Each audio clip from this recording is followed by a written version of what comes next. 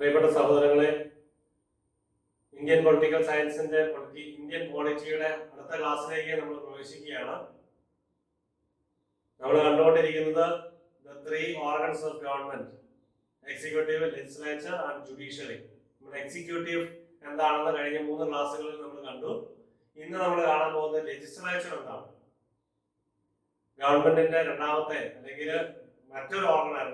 ഒന്നാമത്തെ ഇല്ല, മറ്റൊരു ഓർഗൻ എന്ന് പറഞ്ഞാൽ പ്രധാനപ്പെട്ട ഒരു പാർട്ട് ലെജിസ്ലേച്ചറാണ്. നിങ്ങൾ കാണുന്നത് ഇന്ത്യൻ പാർലമെന്റ്. ഈ പാർലമെന്റ് മന്ദിരം ആണ് ഇന്ത്യൻ ലെജിസ്ലേച്ചർ എന്ന് പറയുന്നത്. ഇതിലാണ് ലോക്സഭയും രാജ്യസഭയും ഉള്ളത്. ഏതാനും കാലം കഴിയുമ്പോൾ ഈ പാർലമെന്റ് മന്ദിരം മാറി പുതിയ പാർലമെന്റ് പണിയാൻ പോകുന്ന കാര്യം അടുത്ത നിങ്ങൾ ശ്രദ്ധിച്ചിട്ടുണ്ടാവും. ഒരു ത്രികോണാകൃതിയിൽ മറ്റൊരു പാർലമെന്റ് 2 നിലകളിലായിട്ട് അതിന്റെ കാര്യങ്ങളൊക്കെ മുന്നോട്ട് പോവുകയാണ്. ഇത് മ്യൂസിയം ആകാനാണ് സാധ്യത. ഓക്കെ, പ്രധാനപ്പെട്ട എഡ്വിൻ ലൂട്ടൺ ആർക്കിടെക്ചർ ആയിട്ടുള്ള ഒരു സംവിധാനമാണ്. പ്രധാനപ്പെട്ട ഡൽഹിയുടെ ആർക്കിടെക്ട് എന്ന് പറയുന്നത് എഡ്വിൻ ലൂട്ടൺ ആണ്. രാജ്ഭവനും എന്താ പറയുന്നത് നമ്മുടെ പ്രസിഡന്റ്സ് പാലസും ഈ പ്രധാന പാർലമെന്റും ഒപ്പം മറ്റു പല നിർമ്മിതികളുടെയും പിന്നിൽ പ്രവർത്തിച്ചത്, ഇന്ത്യ ഗേറ്റിന്റെ ഒക്കെ പിന്നിൽ പ്രവർത്തിച്ചത് എഡ്വിൻ ലൂട്ടൺ ആണ്. ഓക്കെ, അപ്പൊ ഇത് അധികം കാലത്തിന് ശേഷം പാർലമെന്റ് അല്ലാതായി തീരുകയാണ്. Okay, why do we need A parliament? എന്തുകൊണ്ടാണ് നമുക്ക് പാർലമെന്റ് ഉണ്ട്? അതൊരു അടിസ്ഥാന ചോദ്യം അല്ലേ? നമ്മൾ ചിന്തിക്കേണ്ട, പഠിക്കേണ്ട കാര്യമാണ്. നമുക്ക് അറിയാവുന്ന കാര്യങ്ങളാണ്. എന്തിനു വേണ്ടിയാണ്, എന്തുകൊണ്ടാണ് നമുക്കൊരു പാർലമെന്റ് ഉണ്ടായിരിക്കേണ്ടത്? Okay, why do we need a parliament? The term parliament refers to the national legislature. Parliament എന്ന് പറയുന്നത് the national legislature of India. ഒരിക്കലും ഓർക്കുക, നാഷണൽ ലെജിസ്ലേച്ചർ എന്ന് പറയുന്നത് ഇന്ത്യയുടെ പാർലമെന്റ് ആണ്. The Parliament of India. Law making is one of the most important function of the parliament or legislature. Indian പാർലമെന്റിന് അല്ലെങ്കിൽ ലെജിസ്ലേച്ചറിന്റെ ഏറ്റവും പ്രധാനപ്പെട്ട കടമ എന്ന് പറയുന്നത് law making. Okay, it is the centre of all democratic political process. All centre എന്ന് പറയുന്നത് the parliament, the legislature of India. It is packed with action, discussion, debates, protest, demonstration. ഇതൊക്കെ നിങ്ങൾക്ക് അറിയാനാണ് പാർലമെന്റ് എന്തൊക്കെയാണ് നടക്കുന്നത്. അവിടെ ആക്ഷൻ ഉണ്ട്, അവിടെ പ്രവർത്തനങ്ങളുണ്ട്, ഡിസ്കഷൻസ്, ഓരോരോ പോളിസികൾ ഫ്രെയിം ചെയ്യുമ്പോൾ അതിനുവേണ്ടി ഡിസ്കസ് ചെയ്യുന്നുണ്ട്, ഡ്രാഫ്റ്റ് ഡിസ്കസ് ചെയ്യുന്നുണ്ട്, ഡിബേറ്റ്സ് നടക്കുന്നുണ്ട്, പരസ്പരം വാഗ്വാദങ്ങൾ നടക്കുന്നുണ്ട്, ഒപ്പോസിഷൻ ഉണ്ട്, ഭരണ പാർട്ടികളുണ്ട്, മറ്റ് സംവിധാനങ്ങളൊക്കെ ഉണ്ട്. ഇതൊക്കെ ആയിട്ട് ഡിബേറ്റുകൾ നടന്ന് ഏറ്റവും പ്രധാനപ്പെട്ട കാര്യങ്ങൾ തീരുമാനിക്കുന്നത് അവർക്ക് ഇഷ്ടപ്പെട്ടില്ല, ഒരു ഗ്രൂപ്പിന് ഇഷ്ടപ്പെട്ടില്ല, പ്രൊട്ടസ്റ്റ് ഉണ്ട്, ഡെമോൺസ്ട്രേഷൻസ് ഉണ്ട്. അതൊക്കെയാണ് പാർലമെന്റിൽ നടക്കുന്നത്. അങ്ങനെയാണ് നിയമങ്ങളുണ്ട്, ലോ മേക്കിംഗ് ഉണ്ട്. അതാണ് ലെജിസ്ലേച്ചറിന്റെ പ്രോസസ് എന്ന് പറയുന്നത്. ഒരാൾ തീരുമാനിക്കുന്നു, അത് നടപ്പിൽ വരുന്നതല്ല. അവിടെ ഡിസ്കഷൻസ് ഉണ്ടാവും, ഡിബേറ്റുകൾ ഉണ്ടാവും, പ്രൊട്ടസ്റ്റുകൾ ഉണ്ടാവും, പലതരത്തിലുള്ള എതിർ പ്രവർത്തനങ്ങളൊക്കെ ഉണ്ടാവും. അതിന്റെ നടുവിൽ നിന്നുകൊണ്ട് ഏറ്റവും പ്രധാനപ്പെട്ടത്, ഏറ്റവും യോജ്യമായത് തീരുമാനിക്കുക എന്നതാണ് പാർലമെന്റിന്റെ കടമ. It is the house of the representatives who are accountable to the people. ഇത് ജനങ്ങളോട് കടപ്പെട്ടിട്ടുണ്ട്. അടിസ്ഥാനപരമായിട്ട് ജനങ്ങളോടാണ് ഈ പാർലമെന്റിന് കടപ്പാടുള്ളത്. ഓക്കെ, കാരണം ജനങ്ങളാണ് ഈ ജനപ്രതിനിധികളെ തീരുമാനിച്ച് ഗവൺമെന്റ് ഫോം ചെയ്യാനായിട്ട് തീരുമാനിച്ച് പറഞ്ഞയക്കുന്നത്. The cabinet initiates the policies. ശ്രദ്ധിക്കുക, ക്യാബിനറ്റ് എന്ന് പറഞ്ഞാൽ നമ്മൾ കഴിഞ്ഞ ക്ലാസ്സിൽ കണ്ടു കൗൺസിൽ ഓഫ് മിനിസ്റ്റേഴ്സ്. അതില് സ്വതന്ത്ര ചുമതലയുള്ളവരുണ്ട്, ഫസ്റ്റ് ക്യാബിനറ്റ് ഉണ്ട്, സ്വതന്ത്ര ചുമതലയുള്ള മന്ത്രിമാരുണ്ട്, ഡെപ്യൂട്ടി പ്രൈം മിനിസ്റ്റർ. അതായത് ക്യാബിനറ്റ് മീറ്റിംഗ് ഉണ്ട് അല്ലേ? ക്യാബിനറ്റ് ഇനിഷ്യേറ്റ്സ് പോളിസീസ് ആരംഭിക്കുന്നു, തുടക്കം കുറിക്കുന്നു. Set the agenda for governance and carries them through. അപ്പോൾ ക്യാബിനറ്റ് ആണ് ഈ പോളിസി ഇനിഷ്യേറ്റ് ചെയ്യുന്നത്. ഗവർണൻസിന് വേണ്ടി എന്തൊക്കെ തീരുമാനങ്ങൾ എടുക്കേണ്ടത് എന്ന് തീരുമാനിക്കുന്നത് ക്യാബിനറ്റ് ആണ്. The parliament is considered as A democratic and open forum four debate. Parliament എന്ന് പറയുന്നത് ഒരു democratic and open forum. Democracy എന്ന് പറഞ്ഞാൽ എന്താ? ജനങ്ങൾക്ക് വേണ്ടി ജനങ്ങളാണ്. ഓക്കെ, അതാണ് ഒരു ജനാധിപത്യ രീതിയിൽ അവിടെ ഡിബേറ്റ് ഉണ്ട്, ഡിസ്കഷൻസ് ഉണ്ട്, പ്രൊട്ടസ്റ്റ് ഉണ്ട്, അല്ല. അതാണ് പാർലമെന്റ് എന്ന് പറയുന്നത്. The leader has to answer to the satisfaction of the parliament. അപ്പോൾ എന്തൊക്കെ ഡിബേറ്റ് ഉണ്ടായാലും എന്തൊക്കെ ഡെമോൺസ്ട്രേഷൻസ് ഉണ്ടായാലും പാർലമെന്റിൽ ലീഡർ പാർലമെന്റിന് സാറ്റിസ്ഫൈ ചെയ്യുന്ന രീതിയിൽ അദ്ദേഹം ആൻസർ ചെയ്യാനായിട്ട് കടപ്പെട്ടു. ആരാണ് ലീഡർ? The prime minister. ഇതിനെ നിയന്ത്രിക്കുന്നത്, ഈ ഡിബേറ്റിനെ കൂടെ നിയന്ത്രിക്കുന്നത് ആരാണ്? The speaker. The head of the Lok Sabha എന്ന് പറയുന്നത് the speaker. Head of the Rajya Sabha, chairman of Rajya Sabha എന്ന് പറയുന്നത് വൈസ് പ്രസിഡന്റ് ഓഫ് ഇന്ത്യ. അപ്പോൾ സ്പീക്കറാണ് ലോക്സഭയുടെ അധ്യക്ഷൻ. The president who presides over. ഇതെല്ലാം നിയന്ത്രിക്കുന്നത് ഇതിന്റെ പ്രസിഡന്റ് എന്ന് പറയുന്നത് അല്ലെങ്കിൽ ഇതിന്റെ ചെയർമാൻ എന്ന് പറയുന്നത് സ്പീക്കറാണ്. ലോക്സഭയുടെ രാജ്യസഭയുടെ the vice president of India. Bicameral legislature in the parliament. Bicameral എന്ന് പറഞ്ഞാൽ രണ്ട് ഹൗസുകളുണ്ട് ഇന്ത്യൻ പാർലമെന്റിൽ. നിങ്ങൾക്ക് അറിയാവുന്നതാണ്. പെട്ടെന്ന് നമ്മൾ പോവാണ്. The parliament has the two house is called bicameral. അതിനാണ് bicameral legislature എന്ന് പറയുന്നത്. The two houses of the Indian Parliament are Council of States എന്ന് പറഞ്ഞാൽ Rajya Sabha, or upper house of the parliament, or the house of the people, Lok Sabha, the lower house of the parliament. Okay, the upper house, the Council of States, the Rajya the lower house, the house of the people, Lok Sabha. India is a country with large size. എന്തിനാണ് ഈ upper house, രണ്ട് house, bicameral legislature, bicameral എന്തിനാണ്? രണ്ട് ഹൗസുകൾ എന്തിനാണ് Indian പാർലമെന്റിൽ? നിങ്ങൾക്ക് രണ്ട് ഹൗസുകൾ ഉണ്ടെന്ന് അറിയാം, പക്ഷെ എന്തിനു വേണ്ടിയാണ്? ഇന്ത്യ എന്ന് പറയുന്നത് larger size and much diversity. India എന്ന് പറഞ്ഞാൽ ലാർജർ, ഓക്കെ, വലിയ രാജ്യമാണ്, വ്യത്യസ്തമായ ഡൈവേഴ്സിറ്റി. അപ്പോൾ the two houses give the representation to all sections of the country, society and all geographical regions and parts of the country. Okay, അപ്പോൾ ഈ ഹൗസുകൾ represent ചെയ്യുന്നത് ആരെയാണ്? ഈ രണ്ട് ഹൗസുകളും ഈ ജനങ്ങളെ മുഴുവൻ, society, all sections of society, to all geographical regions and part of country. എല്ലാ സൊസൈറ്റി, രാജ്യത്തെ എല്ലാ ഏരിയയിലും പെട്ട സമൂഹങ്ങളെ അവർ റെപ്രസെന്റ് ചെയ്യുന്നു.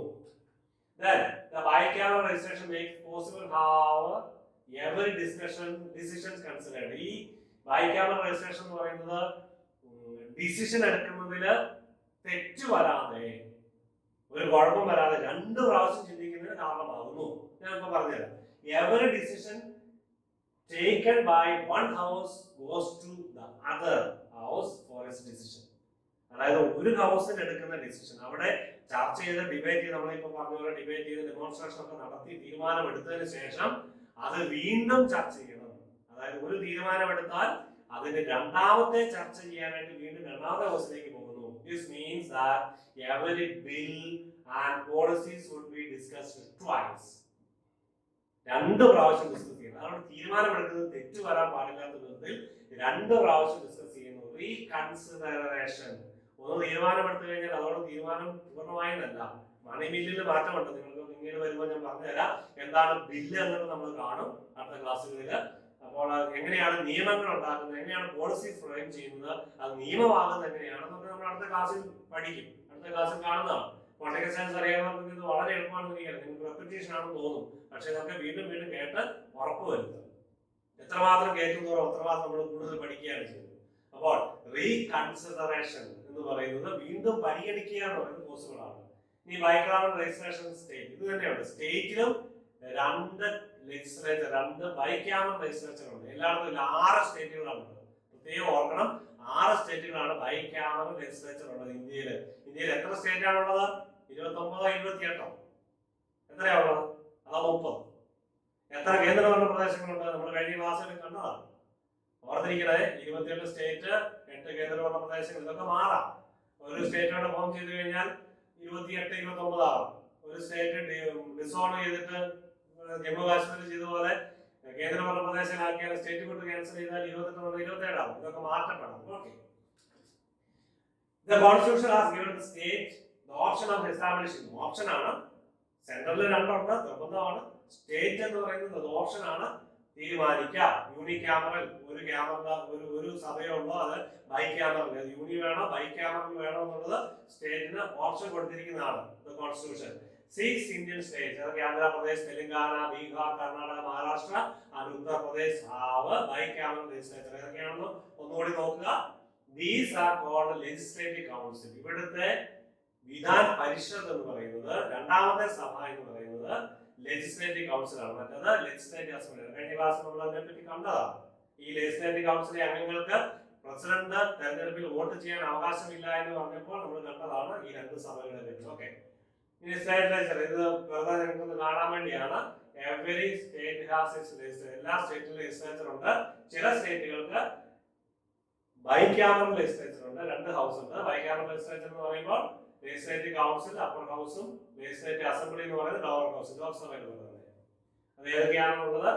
ലെജിസ്ലേറ്റീവ് കൗൺസിൽ അപ്പർ ഹൗസ് എന്ന് പറയുന്നത് വിധാൻ പരിഷത്താണ്, ലോവർ ഹൗസ് എന്ന് പറയുന്നത് വിധാൻ സഭയാണ്. ഓക്കെ, ഇനി രാജ്യസഭ 245 അംഗങ്ങൾ ഉൾക്കൊള്ളുന്നതാണ്. കോൺസ്റ്റിറ്റ്യൂഷൻ പറഞ്ഞിരിക്കുന്നതനുസരിച്ച് 245 അംഗങ്ങൾ ഉൾക്കൊള്ളുന്നതാണ് രാജ്യസഭ. ഇപ്പോൾ 233 ഉള്ളതാണ് ഞാൻ വിചാരിക്കുന്നത്.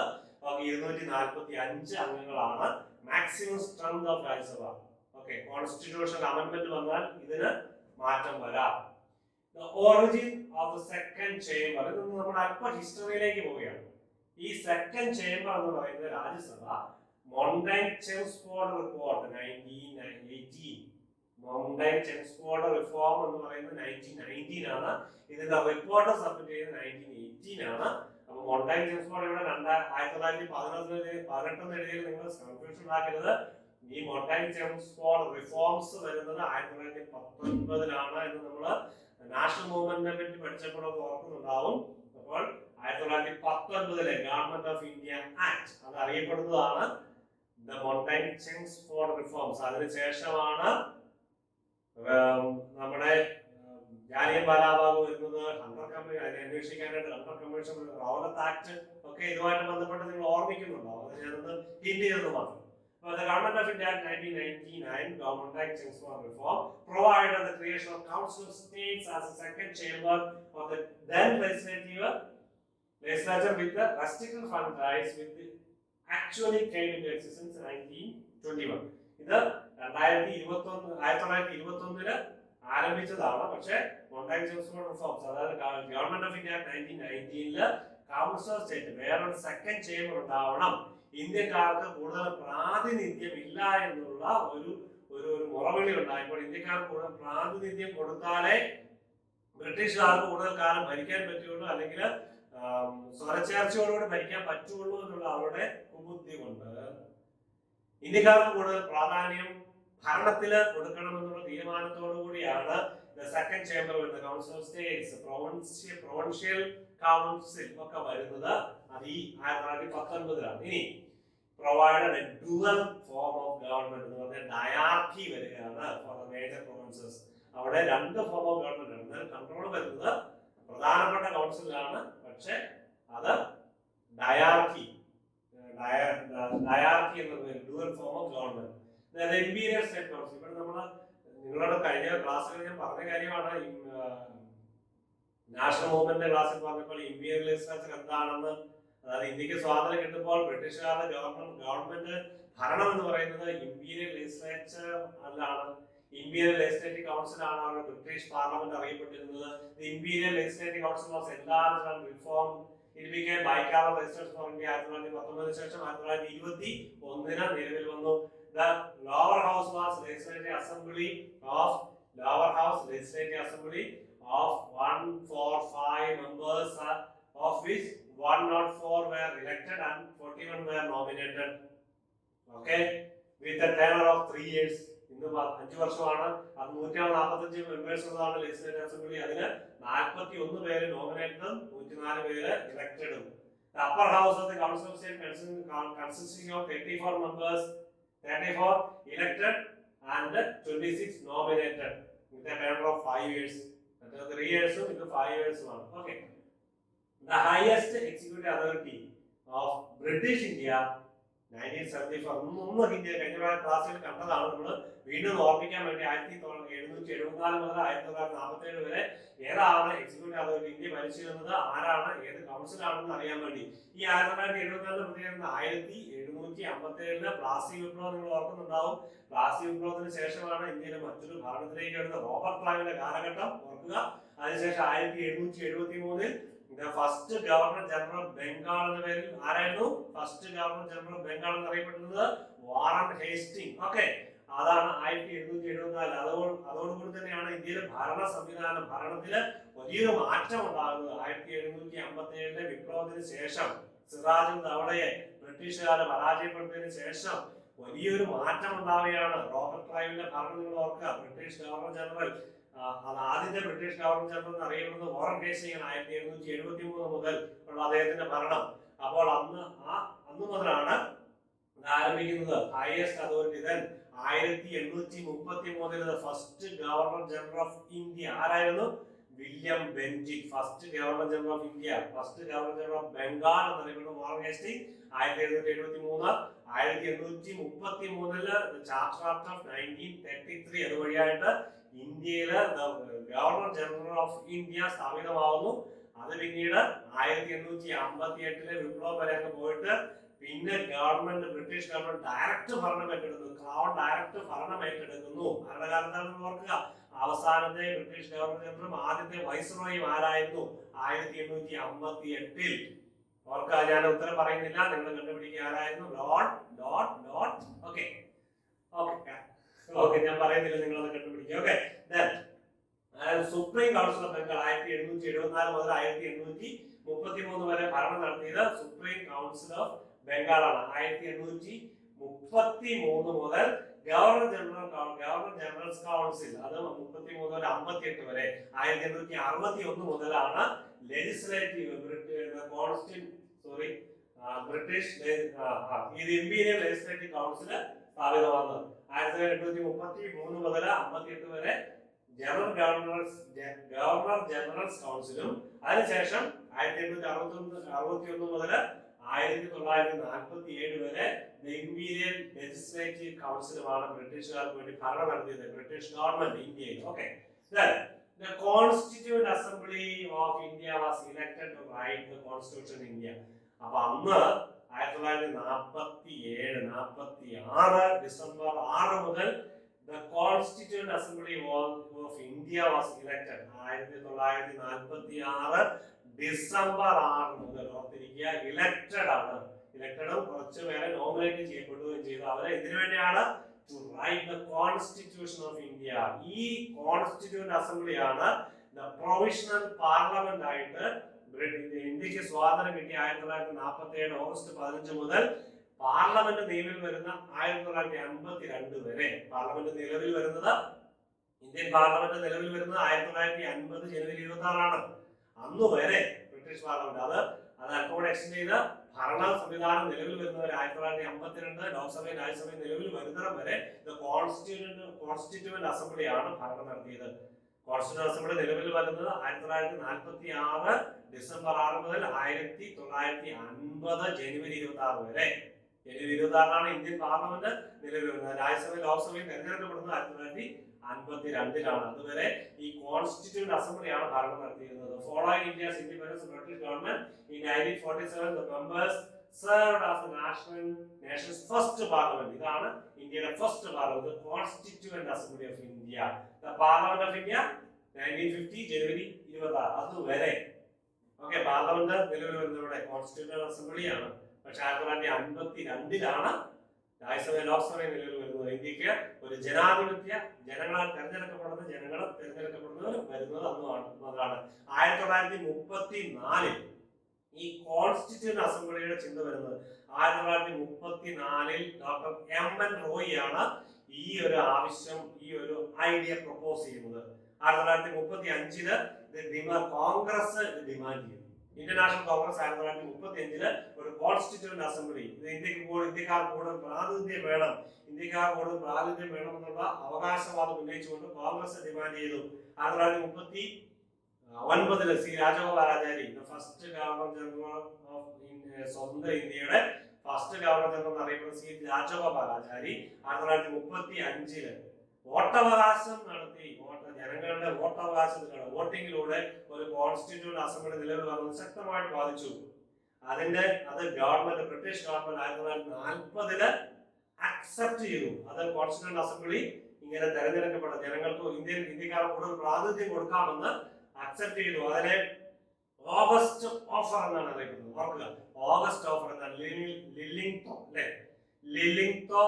ലില്ലിംഗ്തോ പ്രഭു, ലോർഡ് ലില്ലിംഗോ 1940 ഇത് ഈ ഒരു ഓഫർ കൊടുക്കുകയാണ്. അതിനെ അക്സെപ്റ്റ് ചെയ്തുകൊണ്ട് ഇതിനൊരു ഓഫർ കൊടുക്കുകയാണ്. ജനങ്ങളെ കൂടുതൽ ഇന്ത്യൻ ഗവൺമെന്റിന്, ഇന്ത്യൻ ജനങ്ങൾ കൂടുതൽ പ്രാതിനിധ്യമുള്ള ഒരു കൗൺസില് സ്ഥാപിക്കുക, ഒരു കോൺസ്റ്റിറ്റ്യൂന്റ് അസംബ്ലി സ്ഥാപിക്കാമെന്ന് ഉറപ്പ് കൊടുക്കുന്നത്. അതിനാണ് ഓഗസ്റ്റ് ഓഫർ എന്ന പേരിൽ അറിയപ്പെടുന്നത്. 1946 ക്യാബിനറ്റ് കമ്മീഷൻ വന്നപ്പോൾ, ക്യാബിനറ്റ് കമ്മീഷന്റെ നേതൃത്വത്തിൽ, ക്യാബിനറ്റ് കമ്മീഷന്റെ നിയന്ത്രണത്തിൽ തെരഞ്ഞെടുപ്പ് നടന്നു.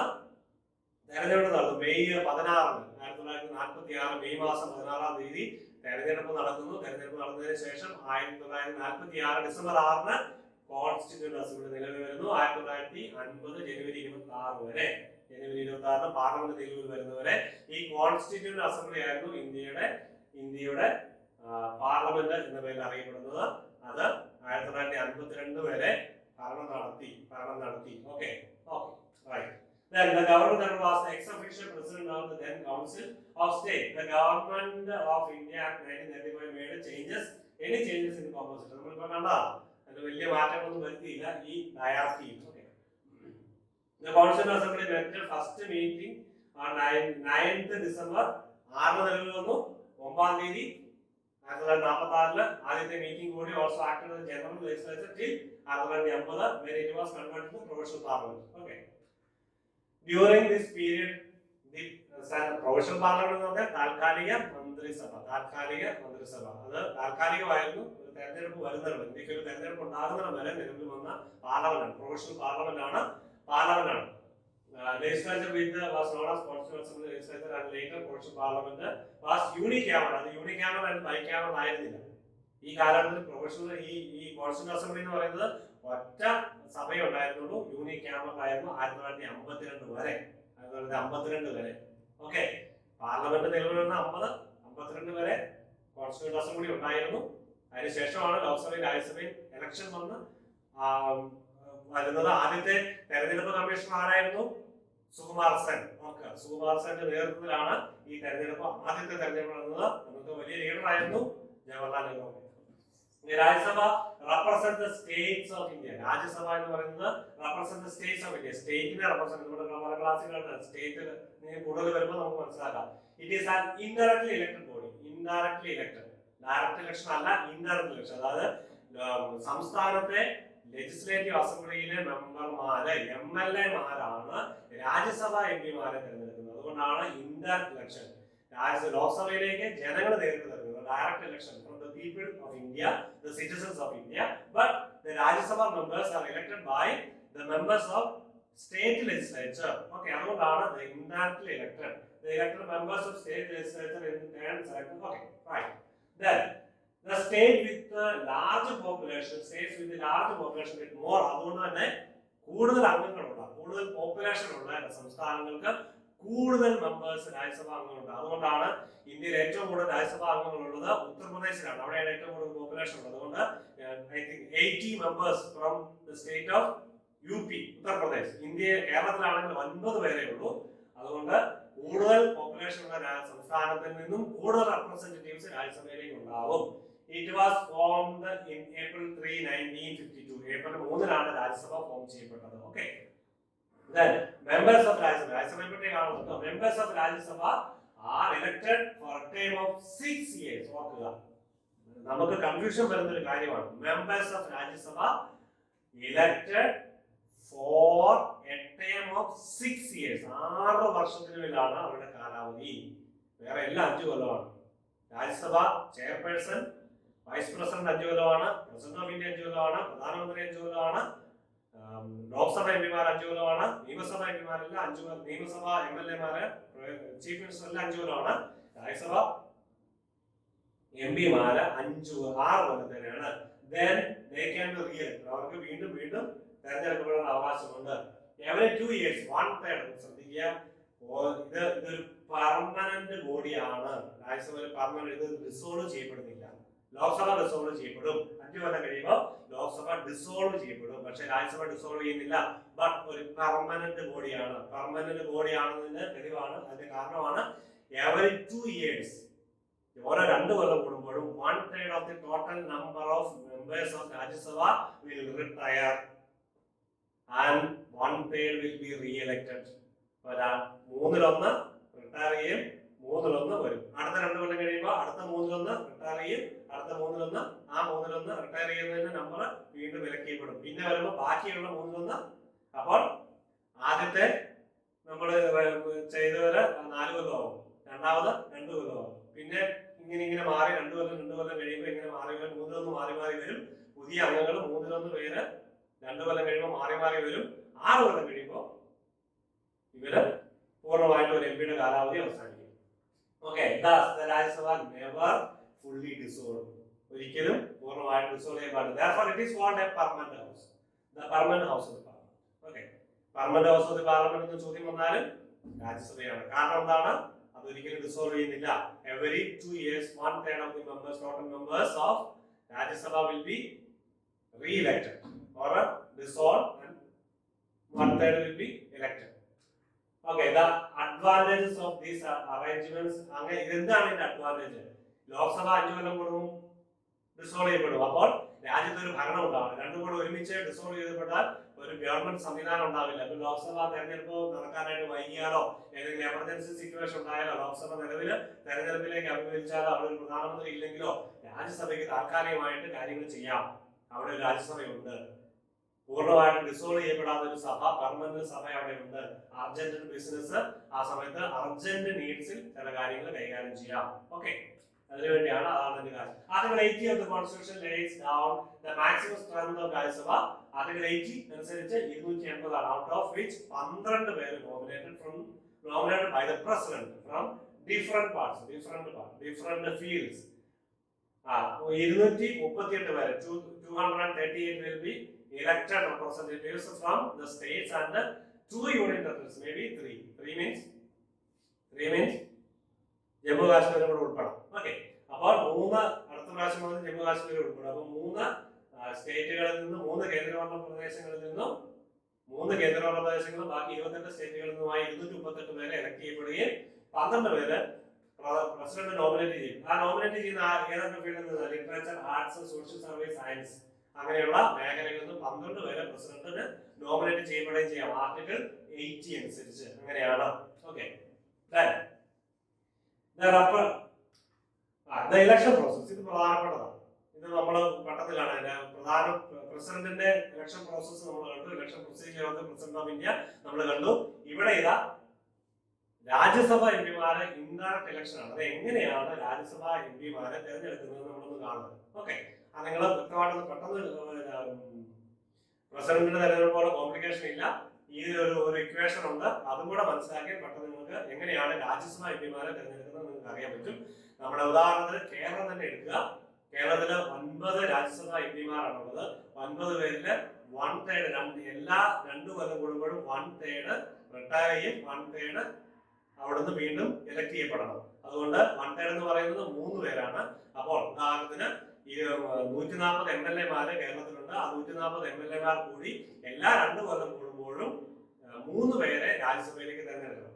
അപ്പൊ വ്യത്യസ്ത പാർട്ടികൾക്ക് കൂടുതൽ സീറ്റ്, വ്യത്യസ്ത സീറ്റുകൾ ഉണ്ടെങ്കിൽ അതിനനുസരിച്ച് ഓരോ പാർട്ടിയിൽ നിന്നും തെരഞ്ഞെടുക്കപ്പെട്ടവരുടെ മാറ്റം ഉണ്ടാകും. എന്നാലും 3 പേരെ കേരളത്തിൽ നിന്ന് 2 വർഷം കൂടുമ്പോൾ തെരഞ്ഞെടുക്കാം. 2 കൊല്ലം കൂടുമ്പോൾ 3 പേരെ വീതം തെരഞ്ഞെടുക്കാം. ഓക്കെ, അപ്പോ to win the candidates have votes. ഇത് എങ്ങനെയാണ് തെരഞ്ഞെടുക്കപ്പെടുന്നത്? അതിന്റെ വോട്ടുകൾ എങ്ങനെയാണ് കണ്ടുപിടിക്കുന്നത്? Find the equation of number of votes divided by number of seats plus 1 and അതിനോടുകൂടി 1 കൂട്ടിച്ചേർക്കുക. അത്രയോ നമ്പർ ഓഫ് വോട്ട്. അതായത് വോട്ട് എന്ന് പറഞ്ഞാൽ MLA-മാരാണ് വോട്ട് ചെയ്യുന്നത്. കേരളത്തില് എംപിമാർ രാജ്യസഭ എംപിമാരെ തെരഞ്ഞെടുക്കാനുള്ള ആകെ വോട്ട് എന്ന് പറയുന്നത് 140 140 MLA-മാരാണ് കേരളത്തിലെ നിയമസഭയിലുള്ളത്. 140 വോട്ടാണ് കേരളത്തിലുള്ളത്.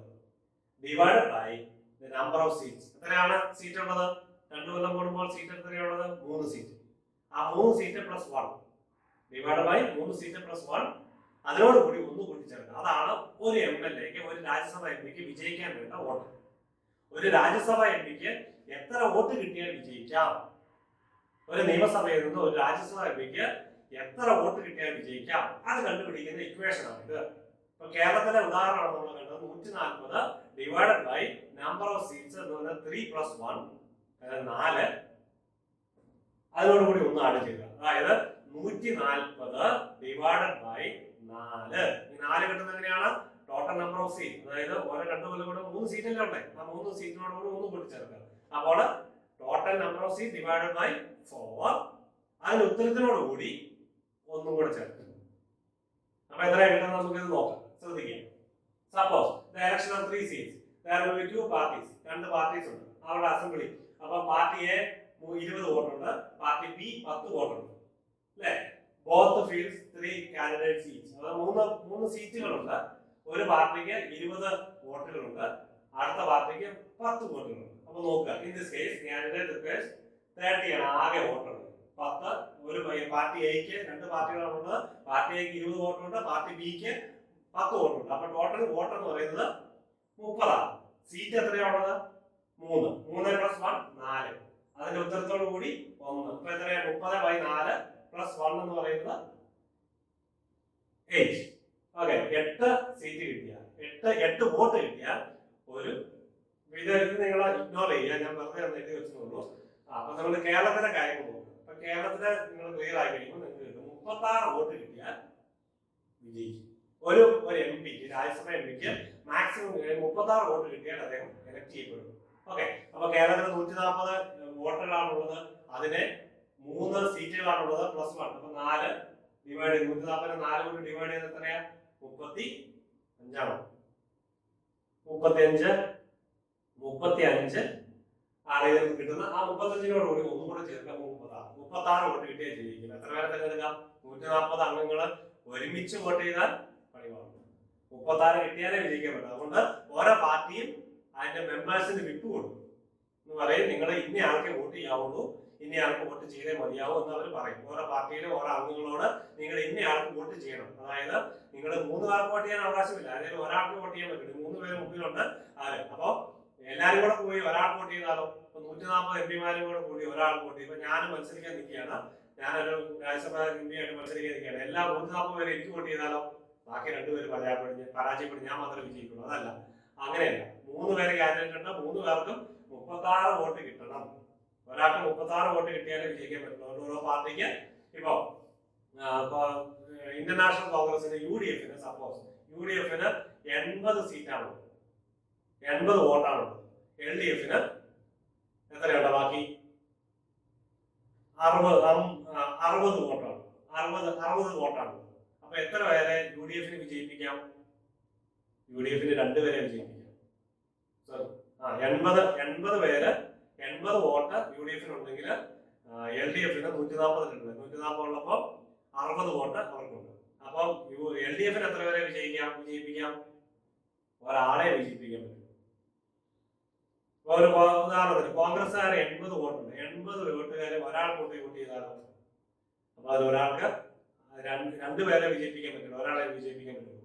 അപ്പൊ നിങ്ങൾ നോക്കുക, കോൺഗ്രസിന് അവര് 2 കാൻഡിഡേറ്റിനായിട്ട് വോട്ട് ചെയ്യും. അപ്പൊ 40 പേര് ഒരു കാൻഡിഡേറ്റ് വോട്ട് ചെയ്യാൻ പറയും, 40 പേര് അടുത്ത കാൻഡിഡേറ്റിന് വോട്ട് ചെയ്യാനായിട്ട് പാർട്ടി നിർദ്ദേശിക്കും. അപ്പൊ അതനുസരിച്ച് ഒരാൾക്ക് 40 കിട്ടും, മറ്റേയാൾക്ക് 40 കിട്ടും.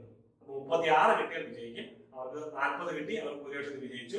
LDF-ന് അല്ലെങ്കിൽ സപ്പോസ് LDF-നാണെങ്കിൽ ഇന്നത്തെ കാലഘട്ടത്തിൽ ഇന്നത്തെ സ്ഥിതിയിൽ 100 എത്ര സീറ്റാ ഉള്ളത്? അതനുസരിച്ച് എത്ര പേരെ വിജയിപ്പിക്കാം? UDF-ന് ഒരാളെ വിജയിപ്പിക്കാം, LDF-ന് 2 പേരെ വിജയിപ്പിക്കാം. ഇന്നത്തെ സാഹചര്യത്തിൽ പിണറായി വിജയൻ മന്ത്രിസഭയില് MLA-മാര് LDF-ന് കൂടുതലുള്ളതുകൊണ്ട് 2 പേരെ രാജ്യസഭയിലേക്ക് വിജയിപ്പിക്കാൻ സാധിക്കും. ഓക്കെ, അപ്പൊ നിങ്ങൾക്ക് മനസ്സിലായെന്ന് വിചാരിക്കുന്നു എങ്ങനെയാണ് രാജ്യസഭ എംപിമാരെ തിരഞ്ഞെടുക്കുന്നത്. അതോടുകൂടി നമ്മൾ ഈ ക്ലാസ് അവസാനിപ്പിക്കുകയാണ്. അപ്പോൾ അടുത്ത ദിവസം ലോക്സഭയുമായിട്ട് നമ്മൾ കാണുന്നതാണ്. അപ്പൊ നിങ്ങൾ എല്ലാവരും പ്രത്യേകം കേട്ടിരുന്നതിന് നന്ദി പറയുകയാണ്. മിടുക്കരായിട്ട് പഠിക്കുക, നന്നായിട്ട് നോട്ട് എഴുതി എടുക്കുക. അപ്പൊ നിങ്ങൾക്ക് പ്രത്യേകം നന്ദി പറയുന്നു.